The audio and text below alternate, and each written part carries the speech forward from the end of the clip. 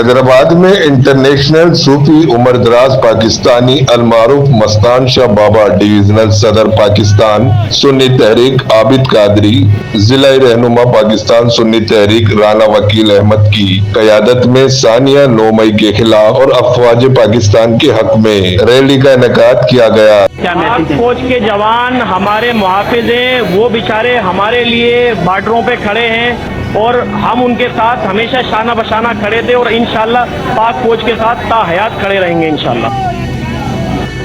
پاک فوج زندہ باد۔ 9 مئی میں جو بھی واقعہ ہوا وہ غلط ہوئے ہیں اور ہماری پاک فوج اس طریقے سے دیکھ رہی ہے اس کو، ہم اس کو اپریشیٹ کرتے ہیں، ہم ان کے ساتھ ہیں۔ پاک فوج زندہ باد، پاکستان زندہ باد۔ قوم کو کیا پیغام دینا چاہیے؟